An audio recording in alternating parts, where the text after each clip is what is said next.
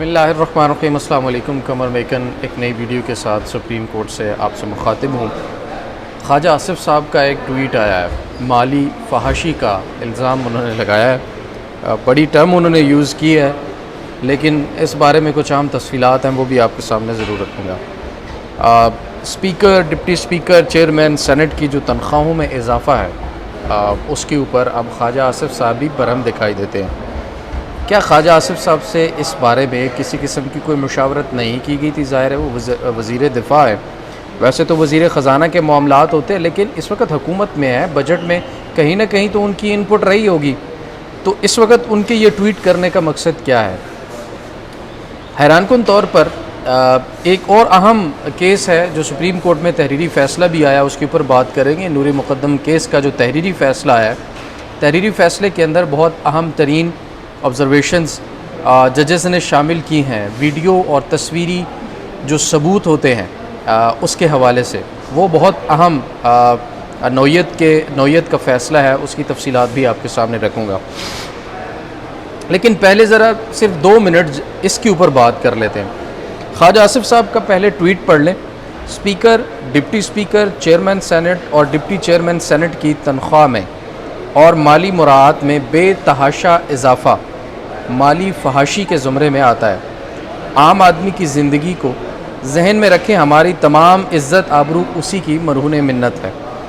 ख्वाजा आसिफ साहब को तमाम इन लोगों की जो डिप्टी स्पीकर हैं, डिप्टी चेयरमैन सेनेट जो हैं और सेनेट चेयरमैन, उनकी तनख्वाहों में हुआ तो इजाफ़ा 600% है। तो क्या ख्वाजा आसिफ साहब की तनख्वाह में इजाफ़ा नहीं किया गया इसलिए उनको एतराज़ है, या फिर उनकी तनख्वाह में भी इजाफ़ा किया गया है लेकिन उनको अब आवाम की शायद कोई हमदर्दी जो है वो तंग करना शुरू हो गई है, ये समझने से कासिर हूँ। दूसरी तरफ एक और बड़ा हैरानकुन बयान है। नजम सेठी साहब की ख़बर के मुताबिक जब पीपल्स पार्टी ने शहबाज शरीफ साहब से गिला किया कि जी आपने ये बजट बनाते हुए हमसे मुशावरत नहीं की, जिस पर शहबाज शरीफ साहब का जवाब था कि जी मुझसे भी किसी ने मुशावरत नहीं की ये बजट बनाते हुए। तो ये मामलात कहाँ से आखिर डील हो रहे हैं? या अगर ये मुल्क जमहूरी मुल्क है और इसके अंदर अवामी नुमाइंदे जो हैं वही करने का इख्तियार रखते हैं, तो फिर ये अवामी नुमाइंदे चीख क्यों रहे हैं? वज़ीर दिफ़ा कह रहा है जी मुझे पता ही नहीं है, माली फहाशी हो रही है, तमाम लोगों की तनख्वाहों में जो इजाफ़ा हो रहा है। वज़ीर आज़म कह रहे हैं कि जी मुझसे भी किसी ने मुशावरत नहीं की। दूसरी तरफ अभी ख़बर आ रही है कि पीपल्स पार्टी ने हुकूमत के ख़िलाफ़ इस बजट के ऊपर एहतजाज करने का फ़ैसला किया है। अंदाज़ा करें वो पीपल्स पार्टी जो हर गुनाह में, हर अच्छे बुरे में इस हुकूमत, इस सिस्टम, इस रजीम के साथ खड़ी हुई, बल्कि शुरुआत सिंध हाउस से लोगों को मंडी लगाकर ख़रीदने से सिंध हाउस से हुई और वो पीपल्स पार्टी ने ज़रदारी साहब ने की, और अब वो एहतजाज करेंगे इस हुकूमत और सिस्टम के ख़िलाफ़। मतलब अखीर नहीं होगी।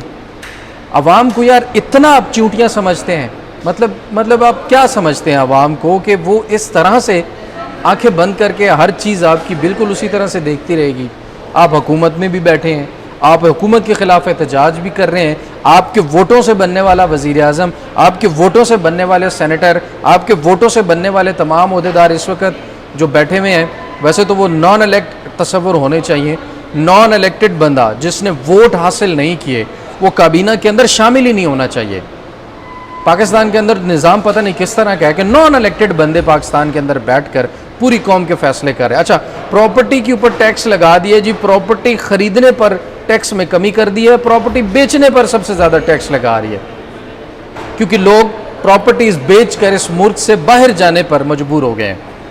लोग तंग आ गए इस मुल्क के अंदर कि भाई अब जीना भी मुहाल है, अपनी सिक्योरिटी तो है ही नहीं, अब माली सिक्योरिटी भी नहीं है, मुआशी सिक्योरिटी भी नहीं है, और जॉब्स तो ना होने के बराबर हैं। फिर हुकूमत कहती है जी हम साजगार माहौल फ्राहम करेंगे। हुकूमत क्या, ये नॉन इलेक्टेड वज़ीर ख़जाना कहते हैं कि जी मैं जॉब्स ऑफ़र करने के ख़िलाफ़ हूँ, मैं माहौल बनाने के हक़ में हूँ। माहौल तो आपने ये बनाया है कि जितना ब्रेन ड्रेन पिछले 3 सालों में हुआ है, ख़ास तौर पर पिछले 1 साल के अंदर हुआ है, इनकी सोच में भी नहीं है। और वो बेरोज़गार लोग जो फ्रीलांस काम करके बाहर से डॉलर पाकिस्तान में मंगवाते थे, अब इनकी उनकी आमदनी पे नज़र है कि उसमें से कितना बजट और कितना पैसा हमने काटना है। खुद ये नाकाम हो गए। SIFC क्या कर रही है? इतने बड़े बड़े बजट्स, इतने बड़े बड़े खर्चे करके क्या हासिल किया जा रहा है? 111 से ज़ायद कंपनीज ऐसी हैं जो मुनाफा कमा रही हैं, लेकिन उनको टैक्स में एग्जम्पशन दे दिया है। और बड़े बड़े पता नहीं कौन से, अब तो खबरें आ रही हैं, सुनने को ये मिल रहा है, ये अभी तक कुछ चीज़ें डॉक्यूमेंट पे नहीं आई हैं, लेकिन सुनने को ये मिल रहा है कि कोई 25% अल्फते अलाउंस भी फोर्सेस के लिए लगाया जा रहा है। तो भाई ये मतलब आम आवाम के लिए क्या है इसमें भाई? और आम आवाम, ये वो वाला सीन हो गया है, आवाम भी शायद मतलब इतनी मजबूर हो चुकी है। वो एक पुल से गुजरने का वाक़या मुझे याद है कि अगर पुल से गुजरते हुए ना किसी बादशाह ने टैक्स लगाया हुआ था 2 टके, तो उसने 3 कर दिया, आवाम नहीं बोली। उसने पुल क्रॉस करने का टैक्स 4 टके कर दिया, कोई भी नहीं बोला। 5 टके कर दिया, 20 टके तक पहुंच गया, कोई नहीं बोला, देते थे, चुप करके गुजर जाते थे। फिर उसने कहा कि यार इनको तो कोई फ़र्क ही नहीं पड़ रहा आवाम को, इनको साथ साथ 2 छितर भी मारे। तो 20 टके देने के बाद फिर 2 छितर मारे जाते और फिर पुल क्रॉस करती थी आवाम, फिर भी कुछ नहीं हुआ। उन्होंने छितर 2 और बढ़ा दो, 4 छितर मारो साथ साथ इस आवाम को, 20 टके भी लो पुल क्रॉस करने के। फिर जनाब आवाम इकट्ठी हुई, बड़ा एहतजाज किया, और बादशाह ने कहा जी शुक्र है आवाम जो है ना अब जाग गई है, कुछ गैरत आवाम की जागी है। तो पूछा गया, हाँ जी क्यों इकट्ठे हुए, क्या बात है, क्या तकलीफ़ है आप लोगों को? तो बादशाह को लगा कि 20 टके भी कर दिए, 2 छितर भी बढ़ा दिए, 4 छितर मारते हैं, तो अब शायद ये तंग आ गए हैं, ये कहेंगे कि जी आप 20 टके माफ़ करो या छितर मारने बंद करो। तो उन्होंने पूछा, हाँ जी क्या बात है, क्या मुतालबात हैं आपके? तो वो लोग जो जमा हुए थे एहतजाज करने के लिए, उन्होंने कहा जी ये जो छितर मारने वाले बंदे हैं ना, ये 2 आपने यहाँ पर खड़े की भी हैं, ये बढ़ाकर 5, 7 या 10 कर दे ताकि ये जल्दी छितर मारे और हम जल्दी से आगे गुजर जाए, हम काम के लिए देर हो जाती है हमें। तो ये इस अवाम की इस वक्त कंडीशन है। तो सूरत हाल जो है ना वो इंतहाई। और कल सनाउल्लाह साहब ने कुछ सवालात किए हैं, एक भी सवाल का जवाब वज़ीर ख़जाना देने से कासिर थे, एक भी सवाल का जवाब नहीं दे सकते थे। इवन जब सवालात और जवाबात का सिलसिला चल रहा था, FBR की तरफ से ब्रीफली जो है वो बजट को ब्रीफली जो है ना चीज़ों को ब्रेक डाउन करके समझाना होता है, एक्सप्लेन करना होता है, वो नहीं किया गया। वो ब्रीफिंग मनसूख कर दी गई, साफ़ियों ने एहतजाज किया, साफ़ी वहाँ से उठ गए, फिर भी वज़ीर ख़जाना प्रेस कॉन्फ्रेंस कर रहे थे, प्रेस के बगैर प्रेस कॉन्फ्रेंस कर रहे थे। ज़ाहिर है वो वोटों के बगैर वज़ीर ख़जाना बन गए हैं, तो प्रेस के बगैर प्रेस कॉन्फ्रेंस भी बैठ कर सकते हैं। लेकिन वो जो सवालात थे ना वो सदियों तक इनका पीछा करेंगे, लेकिन अगर उनको कोई महसूस करे तब, उनको कोई समझने वाला हो तब। मुल्क का बेड़ा गर्क करके रख दिया इस रेजीम ने, और किसी को ज़रा सी भी ख्याल तक नहीं आ रहा है कि भाई हमने इस मुल्क के साथ किया क्या है। और इस वक्त तमाम फैसला साज जो बैठे हुए हैं, इनका इस मुल्क के साथ कोई लेना देना नहीं है। इन्होंने इस मुल्क से एक फ़्लाइट होनी है, इन सारों ने इकट्ठे बैठ के बाहर चले जाना है। और ऐसा 20 बार पाकिस्तान के साथ पहले हो चुका है कि हुक्मरान लूटते हैं, खाते हैं और उठकर बाहर चले जाते हैं। ये किसी को जवाबदेही नहीं है। जब ये अवाम के वोटों से आएंगे तो फिर ये किसी को जवाब देंगे। खैर तकलीफ़ होती है इन चीज़ों को देखते हुए बहुत ज़्यादा। नूर मुक़द्दम केस पर आ जाते हैं नाज़रीन। नूर मुक़द्दम केस का तफसीली फ़ैसला जो है ना वो जारी कर दिया गया है, और उसके अंदर जो सबसे अहम तरीन चीज़ थी, जो सबसे अहम तरीन चीज़ थी वो मैं आपके सामने रखता हूँ। उसमें इस तहरीरी फ़ैसले के अंदर ये एक तो 13 सफ़ात पर मुश्तमिल तहरीरी फ़ैसला है, और तहरीरी फ़ैसले में ज़ाहिर जाफ़िर को सज़ाए मौत जो दी गई थी उसको बरकरार रखने का फ़ैसला किया गया। और ये जस्टिस हाशिम काकड़ की अदालत में था, और जस्टिस बाकर अली नजफ़ी वो इस फ़ैसले के हवाले से अपना इजाफ़ी नोट देंगे। अब इजाफ़ी नोट में शायद वो समझते होंगे कुछ और चीज़ें होनी चाहिए थी, उनके हवाले से वो अपने कानूनी नुकात रखेंगे। वो इस फ़ैसले के अगेंस्ट भी हो सकते हैं, इजाफ़ी इख्तिलाफ़ी भी बन सकता है, बट मेरे ख्याल में इजाफ़ी होगा, इसकी सपोर्ट में ही होगा। लेकिन वो बाद की बात है, वो जब आएगा फिर आपके सामने रखेंगे। लेकिन यहाँ पर ये तहरीरी जो 13 पेजेस का फ़ैसला है, इसके अंदर बताया गया है कि साइलेंट विटनेस थ्योरी के मुताबिक अगर एनी गवाह मौजूद नहीं है, वीडियो मौजूद है, तो वो भी आज के बाद काबिल कबूल होगी। उसके बाद मुस्तनद फुटेज खुद अपने हक में सबूत बन सकती है। सुप्रीम कोर्ट के इस फैसले के मुताबिक रिकॉर्ड शुदा वीडियो या तस्वीर बतौर शहादत पेश की जा सकती है।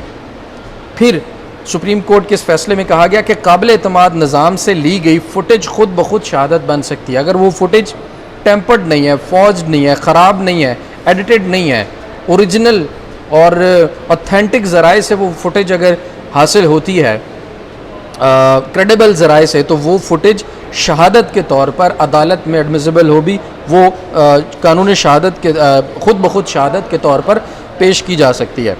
बैंक डकैती केस में वीडियो फुटेज बगैर गवाह के कबूल की गई है। बहुत सारे फैसलों में सुप्रीम कोर्ट ने बताया। मज़ीद अमरीकी अदालतों में साइलेंट विटनेस असूल को वसी पैमाने पर तस्लीम किया गया है। सुप्रीम कोर्ट के इस फैसले में मज़ीद कहा गया कि मुल्ज़िम ज़ाहिर जाफ़िर नूर मुक़द्दम का बेरहम कातिल है, हमदर्दी के काबिल नहीं है।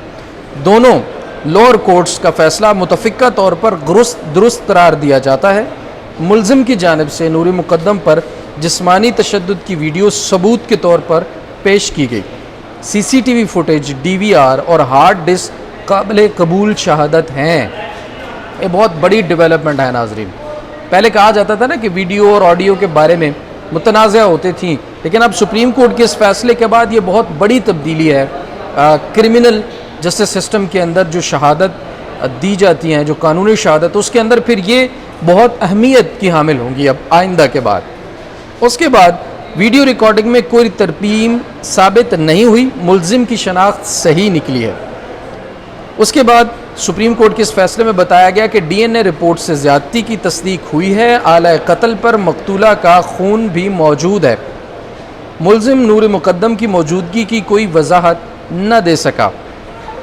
डिजिटल शवाहिद अब बुनियादी शहादत तस्वुर किए जाते हैं। अगर CCTV फुटेज मुकर्रर मयार पर पूरी उतरे तो तस्दीक की ज़रूरत नहीं है। ज़ाहिर जाफ़िर के कत्ल में सज़ाए मौत बरकरार, ज़्यादती की सज़ा उम्र कैद में तब्दील की जाती है। ज़ाहिर जाफ़िर के नूर मुक़द्दम को अगवा करने के इल्ज़ाम की सज़ा ख़त्म और बरी किया जाता। अगवा करने का जो इल्ज़ाम था ना, उसमें क्योंकि समाअत के दौरान भी ये चीज़ साबित हो गई थी कि नूर मुक़द्दम जो है वो वहाँ पर आई थी, CCTV था, वहाँ पर जो गार्ड था, माली था, उन तमाम ने जो चीज़ें बताई थी उसके मुताबिक, तो जो अगवा की हद तक इल्ज़ाम था ज़ाहिर जाफ़िर पर, उसमें जो उनकी सज़ा है वो ख़त्म कर दी गई थी, उसमें कर दी गई है। पहले उसमें भी वो सज़ा याफ्ता थे, उस इल्ज़ाम में उनको बरी किया गया। नूर मुक़द्दम को गैर कानूनी तौर पर अपने पास रखने पर ज़ाहिर जाफ़िर की सज़ा बरकरार है। शरीक मुल्ज़िमान मोहम्मद इफ्तिखार और मोहम्मद जान की सज़ाएँ बरकरार हैं। अदालत का शरीक मुल्ज़िमान से नरमी बरतते हुए सज़ाएँ कम करते हुए जितनी कैद काट ली उसके बाद रिहा करने का हुक्म।